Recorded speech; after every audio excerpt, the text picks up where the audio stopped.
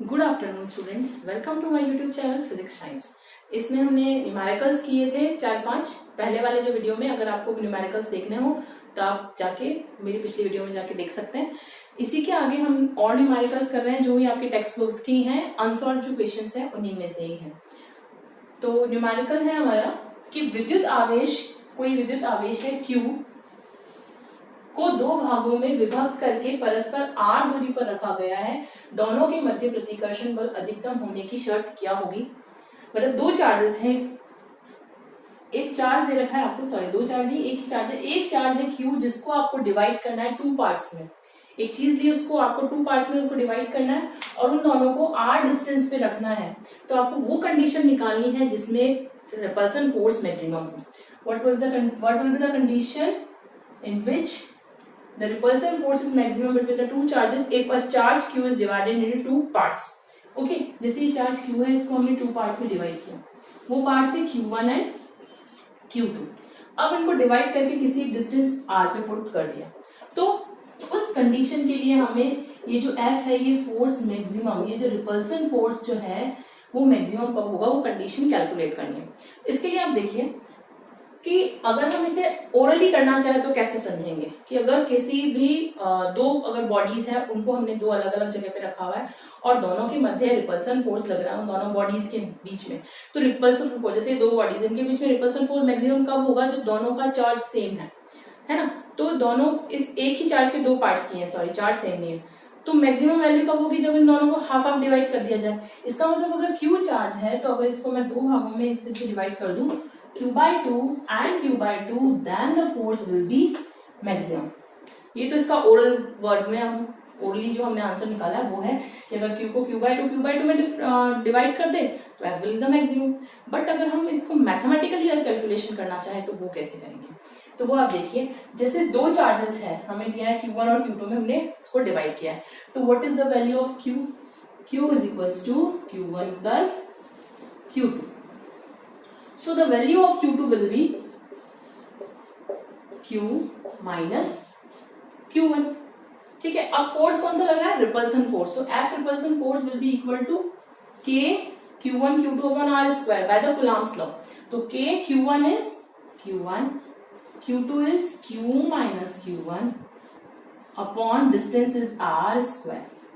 Okay, this force is maximum। ये हम कैसे कैलकुलेट करेंगे, है ना। तो कोई भी अगर फोर्स मैक्सिमम हमें कैलकुलेट करना हो, तो अगर आप मैथमेटिकल के स्टूडेंट हैं तो आपको पता होगा कि इसका जो फर्स्ट डेरिवेटिव होता है उसको हम जीरो के इक्वल पुट करते हैं। अगर कोई भी चीज मैक्सिमम या मिनिमम हमें फाइंड आउट करनी होती है तो पॉइंट निकालने के लिए सबसे पहले हम एक बार उसका डिफरेंशिएशन करते हैं और उसके बाद उसकी वैल्यू निकाल लेते हैं। तो यहाँ हमें डिफरेंशिएशन करना पड़ेगा एफ का। ठीक है, एफ का डिफरेंशिएशन करके उसको हम अगर इक्वल टू जीरो पुट कर दे तो वो वैल्यू हमें दे देगी कि इस क्यू की वैल्यू कितनी होनी चाहिए। ओके, तो चलो डिफरेंशिएशन करते हैं।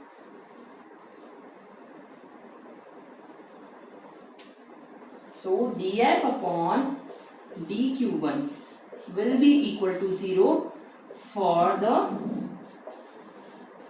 condition of maximum repulsion force। ठीक है, अधिकतम प्रतिकर्षण बल के लिए क्या कंडीशन होना चाहिए कि जो यहाँ पे जो वेरिएबल है वो Q1 है, इसलिए हमने Q1 के रेस्पेक्ट में इसका डिफरेंशिएशन करना है। ठीक है, तो dF upon dQ1 is equals to 0 for the condition of the maximum repulsion। अगर आप इसका डिफरेंशिएशन करेंगे तो K, पहले इसको खोल के रख लेते हैं, K upon R square is common क्योंकि हमें इसके रेस्पेक्ट में डिफरेंशिएशन करना ही है। क्या वैल्यू आती है, Q1 माइनस Q1 स्क्वायर। ठीक है, और डिफरेंशिएशन करना है d by dQ1 इसका, which will be equal to 0। now KQ upon R square वैसे मल्टीप्लीकेशन में है, कांस्टेंट है, तो हम इसे एज इट इज बाहर निकाल लेंगे। अब अंदर क्या बचा, Q1 के रेस्पेक्ट में डिफरेंशिएशन क्या होगा, x का डिफरेंशिएशन क्या होता है 1, वैल्यू आ जाएगी Q माइनस माइनस, और Q1 का स्क्वायर होगा तो 2Q1 is equals to 0। so the value will be equal to K upon R square is 0, value आ जाएगी Q is equals to 2Q1 and Q1 is equals to Q by 2। तो Q1 is equals to Q by 2 है। Similarly अगर हम Q2 भी निकालें तो वो भी क्या आएगा, Q/2। तो ये आपको अच्छे से अंडरस्टैंड हो गया होगा कि अगर किसी भी फोर्स, मैक्सिमम रिपल्सन फोर्स कब होगा, when the magnitude of the charges is equal. इसका भी Q/2 है एंड इसका भी Q/2 है। हमने एक सिंपल डिफरेंशिएशन से इसको कैलकुलेट किया। आप इसका स्क्रीनशॉट ले लीजिए, हम नेक्स्ट क्वेश्चन करते हैं।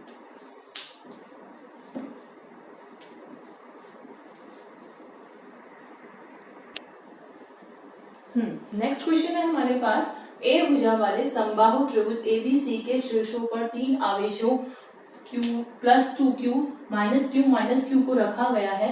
इस निकाय का द्विध्रुव आघूर्ण ज्ञात कीजिए।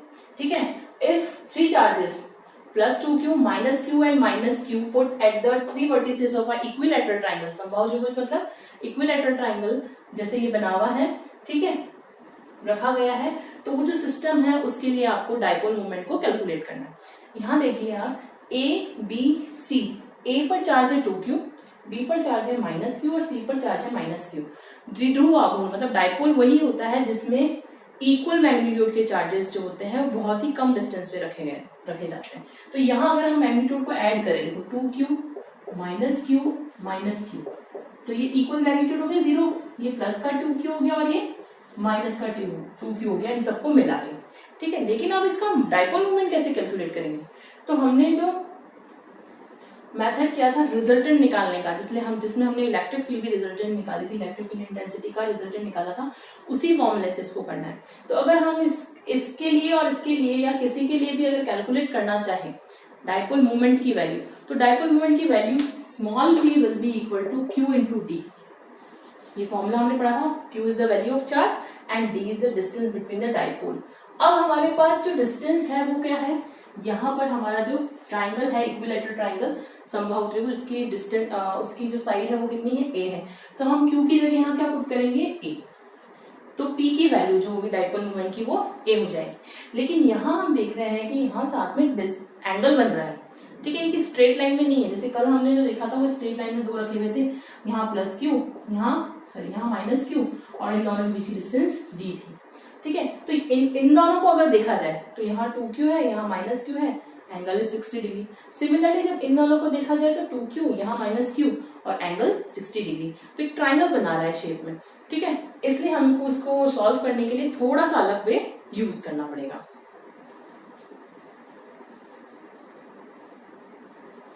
तो रिजल्टेंट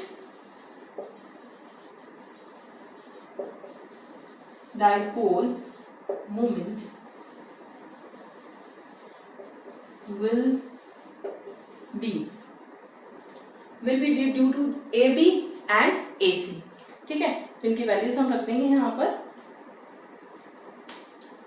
अब एक तो डायरेक्शन होगी B to A के लिए, ठीक है, क्योंकि +Q चार्ज, ये -Q चार्ज है ना।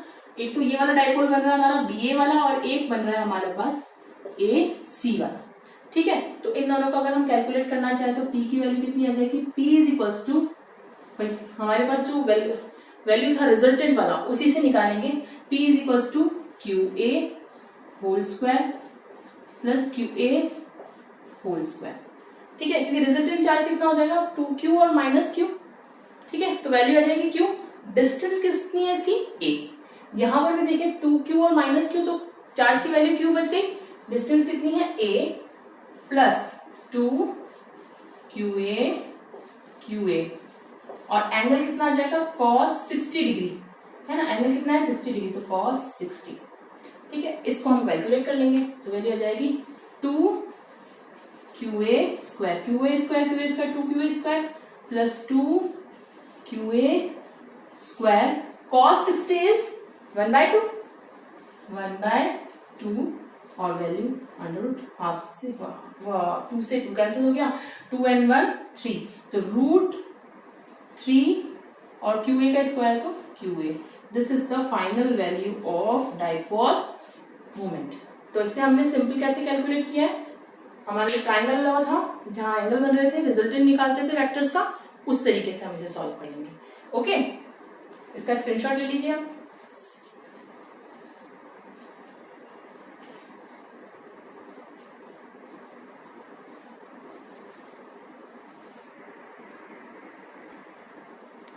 अब हमारा नेक्स्ट न्यूमेरिकल है, दो समान छोटी गेंदें प्रत्येक का द्रव्यमान व आवेश m तथा q है, कुछ सिल्क के धागे से लटकाया गया है, इनके मध्य दूरी x तथा धागों के मध्य 2 थीटा कोण है और साम्यावस्था की स्थिति में दूरी x का मान ज्ञात करना है।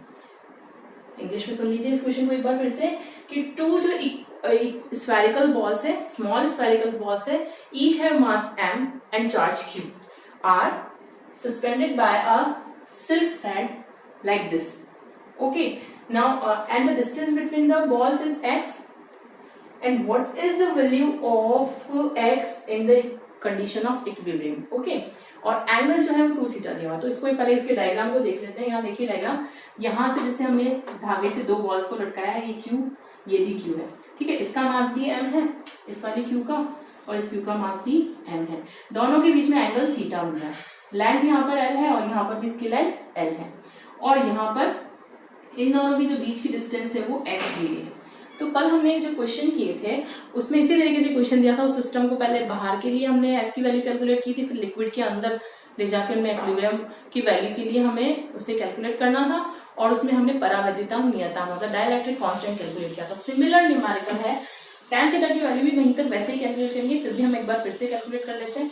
यहाँ पर हमें क्या करना पड़ेगा, सारे फोर्सेस अलग अलग डायरेक्शन में, that is t in that direction, this angle is theta, क्योंकि ये पूरा एंगल थीटा है, 2 थीटा है तो हाफ क्या हो जाएगा थीटा। और यहाँ पर अगर कोई बॉल रखी हुई तो उसका मास होगा इन द डाउनवर्ड डायरेक्शन, तो force mg will be in that downward direction, and the the Coulomb force will be in this direction. अगर हमको रेजोल्यूशन करें इसका, ये एंगल थीटा है, तो क्या वैल्यू आ जाएगी, यहाँ पर आ जाएगी t cos थीटा और यहाँ पर आ जाएगी t sin theta. So the value of t sin theta will be equal to fe and t cos theta will be equal to mg. Okay, so the value of, अगर हम इस equation को इस equation से divide कर दें, equation first divided by equation second, the value tan theta, क्योंकि t से t कैंसिल हो जाएगा, tan theta is equal to fe upon mg। अब fe क्या है, यहाँ पर गुलाम फोर्स है, F q1 q2 upon r square, तो F है k q1 q2 both are q, so k q square, और डिस्टेंस दोनों के बीच की क्या है x, तो k q square upon x square और m into g, this equation number third. Okay, अब हम वापस इस इक्वेशन में आते हैं, हमें ये इक्विलिब्रियम की कंडीशन में इस x की वैल्यू कैलकुलेट करनी है। तो वापस इस डायग्राम को एक बार फिर से बना लेते हैं। यहाँ ये है, ये इस तरीके से ट्राइंगल है, यहाँ पर इस पूरे की वैल्यू x है और इसकी वैल्यू t है, और ये एंगल यहाँ पर थीटा। ओके, अगर ये एंगल थीटा है और ये दोनों साइड्स हमें इक्वल लग रही है, 90 डिग्री का एंगल है, तो ये भी एंगल थीटा हो गया। सिमिलरली अगर ये पूरा x है तो ये भी x/2 हो गया और ये भी x/2 हो गया। ओके, इसे O पॉइंट मान लेते हैं, इसे A और B। तो अगर इस ट्राइंगल में हम OAB ट्राइंगल में अगर हम tan थीटा कैलकुलेट करें तो tan थीटा की वैल्यू क्या जाएगी, x/2 अपॉन लेंथ कितनी है यहाँ पर l, तो x/2 upon l will be equal to x upon 2l। This is equation number 4। अब हम देख रहे हैं कि tan थीटा की वैल्यू भी यहाँ पर आ रही है k q square upon x square m g, और एक tan थीटा की वैल्यू आ रही है x अपॉन 2l। दोनों tan थीटा, इसका मतलब क्या हुआ कि हमें ये दोनों इक्वेशन कंपेयर करेंगे, तो comparing the equation number third and fourth, comparing equation third and 4, we will get the value of x. Okay, so kq square upon x square mg will be equal to x upon 2l. Okay, यहाँ आप सोचोगे कि हमने यहाँ पर tan theta की ये value क्यों निकाली, क्योंकि यहाँ आप देख रहे हो कि tan थीटा की वैल्यू यहाँ की आई है Fe upon mg। Equilibrium condition में हमने सारे फोर्सेस को, इक्विलिब्रियम कंडीशन का मतलब है कि जितने भी फोर्स जो होते हैं सिस्टम को, उनको आप पहले रिजोल्यूशन कर दीजिए, उन फोर्स को कंपोनेंट्स में डिवाइड कर दीजिए, देन उनको इक्वल रख दीजिए। यहाँ रखने के बाद ये वैल्यू आ गई, इससे हमने tan थीटा कैलकुलेट किया। और हम tan थीटा कैसे निकाल सकते हैं, वो वैल्यू हमने इस ट्राइंगल को बना के निकाल ली। अब दोनों में ही tan थीटा की वैल्यू हो तो दोनों को इक्वल रख देंगे, तो क्या वैल्यू आ जाएगी इसको सॉल्व करने के बाद, x/12 है तो इसको हम सॉल्व कर लेंगे। फाइनल इसकी वैल्यू आती है हमारे पास सॉल्व करने के बाद, यही सॉल्व कर देते हैं इसको।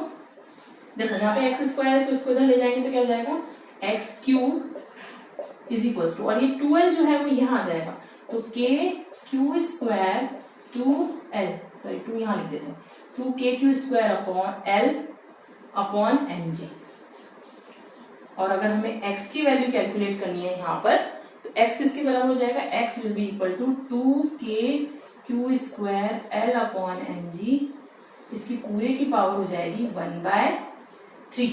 This is the answer of your question. Okay, आप इसका एक बार स्क्रीनशॉट ले लीजिए, फिर हम नेक्स्ट क्वेश्चन करते हैं।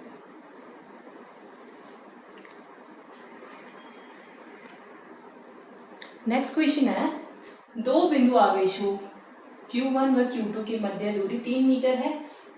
इस आवेश का योग जो है वो 20 माइक्रोकूलम है, मतलब इन दोनों का योग Q1 और Q2 की वैल्यू कितनी है, Q1 प्लस Q2 जो है 20 माइक्रोकूलम, माइक्रोकूलम में 20 × 10⁻⁻6 कूलम, ठीक है।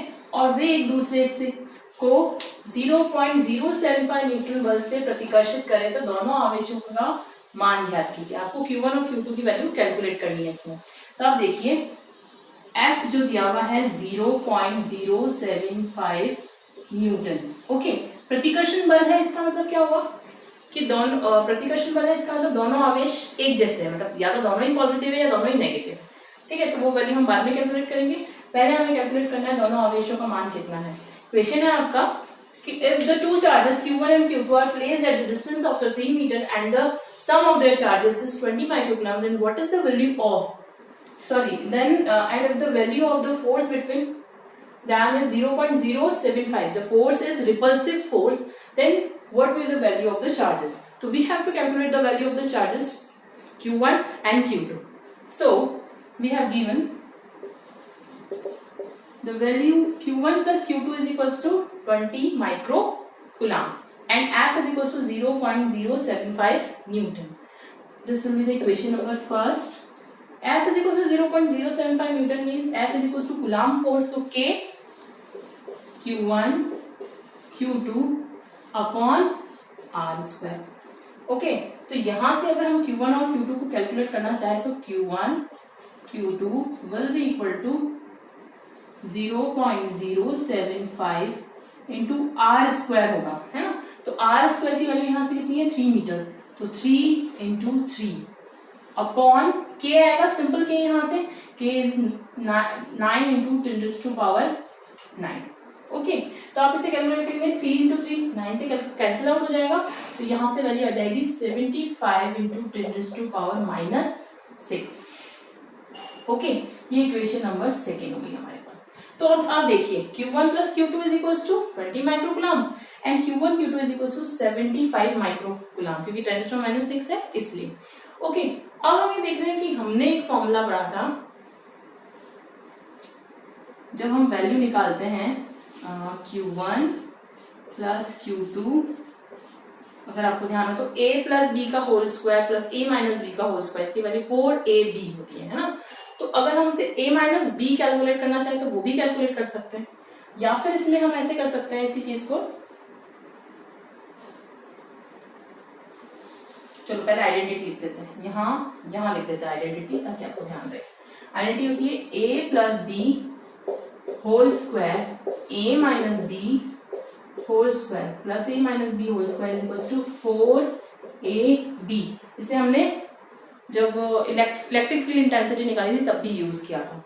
तो अब अगर हम इसी इक्वेशन से हमें निकालना चाहे कि A माइनस बी का होल स्क्वायर होगा वो किसके बराबर हो जाए, which will be equal to A plus b whole square minus 4AB, और अगर हम यहाँ से स्क्वायर हटाए तो ये अंडर रूट में चेंज हो जाएगा। अब हमारे पास यहाँ A और B क्या है, Q1 और Q2, तो Q1 minus Q2 will be equal to Q1 plus Q2 whole square minus 4Q1 Q2 और अंडर रूट वैल्यू आप पुट करेंगे इसमें यहाँ पे, तो 20 into 10⁻⁻6 minus 4 into 75 into 10⁻⁻6, okay, under root. यहाँ भी 10⁻⁻6 है, यहाँ भी 10⁻⁻6 है, दोनों में ही है।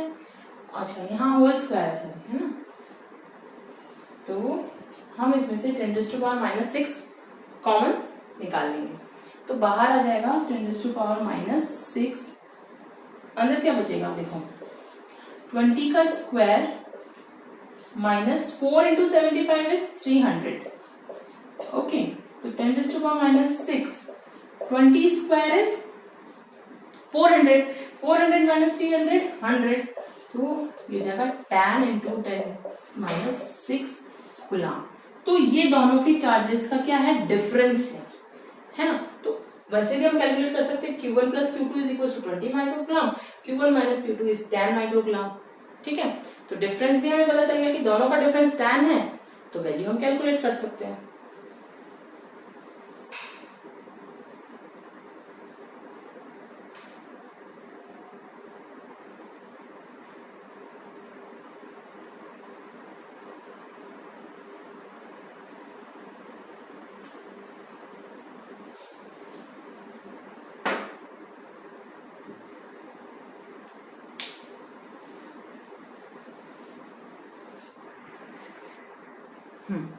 तो इसके बाद हम इसकी वैल्यू कैलकुलेट कर रहे थे, यहाँ हमसे थोड़ा सा मिस्टेक हो गया, यहाँ पे 10⁻⁻12 आएगा, ओके, -12 रहेगा यहाँ पर, यहाँ -12 रहेगा, और जब इसे कॉमन लेंगे तो 10⁻⁻6 हो जाएगा, और Q1 minus Q2 is 10 plus 10 into 10⁻⁻6 coulomb.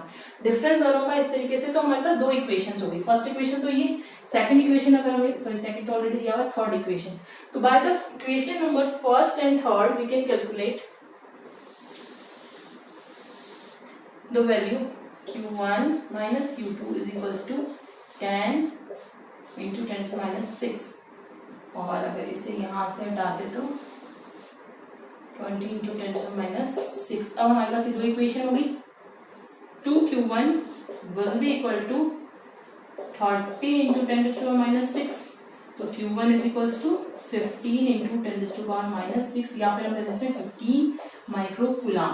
दोनों का एडिशन 20 है, तो ऑब्वियस है अगर Q1 की वैल्यू 15 आई है तो Q2 is equals to 5 microcoulomb, है ना। तो अगर हमारे पास यहाँ पे 10 माइक्रोकूलम दोनों का डिफरेंस आ जाता है, तो इसका मतलब ये नहीं कि Q1 10 है और Q2 भी 10 है, नहीं, आपको इसको पूरा सॉल्व करना है यहाँ इस वाले मेथड से, ठीक है। Q1 plus Q2 is equal to 20 microcoulomb और Q1 minus Q2 is equal to 10 microcoulomb, so the value of Q1 is 15 and Q2 is equal to 5, okay.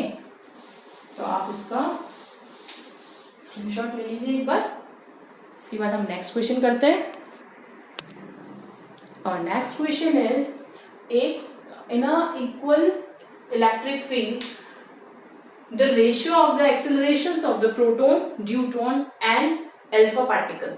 हमें रेशियो निकालना है प्रोटॉन, न्यूट्रॉन और अल्फा पार्टिकल के acceleration, मतलब त्वरण का अनुपात निकालना है किसी इक्वल जो इलेक्ट्रिक फील्ड होगा उसके लिए, ठीक है। तो प्रोटॉन, न्यूट्रॉन और अल्फा पार्टिकल के लिए हमें उसे कैलकुलेट करना है, ठीक है। हमने एक फॉर्मूला किया था F is equals to m a, तो हमें यहाँ निकालना है A is equals to f by m, okay, क्योंकि हमसे यहाँ क्या पूछा है, यहाँ हमने ये फॉर्मूला क्यों यूज किया है, क्योंकि हमें यहाँ पर एक्सेलरेशन का रेशियो कैलकुलेट करना है, तो A is equals to f by m हमें यूज करना है। तो जब हम प्रोटॉन की बात करते हैं, है ना, तो प्रोटॉन के लिए क्या होगा, Q is equals to E और mass will be mp, so the value of acceleration of proton is ap is equals to f is equals to e होता है, हम यहाँ पर पहले फॉर्मूला लिख देते हैं qe by n। तो q की वैल्यू कितनी हो गई, e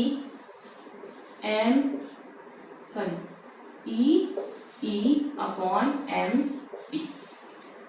ड्यूट्रॉन कितना होता है, ड्यूट्रॉन का जो होता है चार्ज की वैल्यू कितनी होती है और मास की वैल्यू कितनी होती है, हमें ये तो deuteron is the heavier than proton, okay, and its value is 2 mp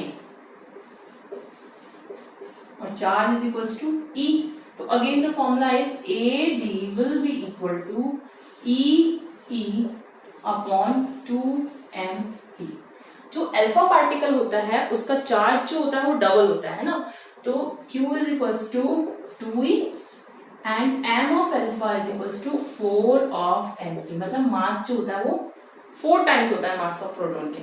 so A of alpha is equals to E is equals to 2EE upon 4MP। ये वाला क्वेश्चन आपके नेक्स्ट लास्ट जो प्री बोर्ड हुआ था उसमें पूछा गया था, ठीक है। तो ये बहुत इंपॉर्टेंट क्वेश्चन है बहुत सिंपल। और हमें सिर्फ इन तीनों का रेशियो निकालना है, ठीक है। तो ratio will be AP is to AD is to A of alpha. तो EE upon MP, EE upon 2MP and 2EE upon 4MP। देखो EE सब में है, MP भी सब में है एंड 2 2 4। तो हम इसको लिख सकते हैं 1:2 तो आपने एक बार रैशनलाइज वाले में फॉर्मूले में पहले छोटी क्लासेस में पढ़ा होगा। इसको अगर इक्वल करेंगे तो क्या वैल्यू जाएगी 2:1:1। This is the ratio of the accelerations of the proton, neutron and alpha particle. Okay, आज का हमारा वीडियो आपको कैसा लगा? लाइक कीजिए, शेयर कीजिए, सब्सक्राइब कीजिए। और न्यूमेरिकल्स अगर आपको किसी में भी प्रॉब्लम हो तो आप कमेंट सेक्शन में कह दीजिएगा। अब हम नेक्स्ट चैप्टर स्टार्ट करेंगे आपके लिए गॉस लॉ से, ठीक है। Okay, bye bye.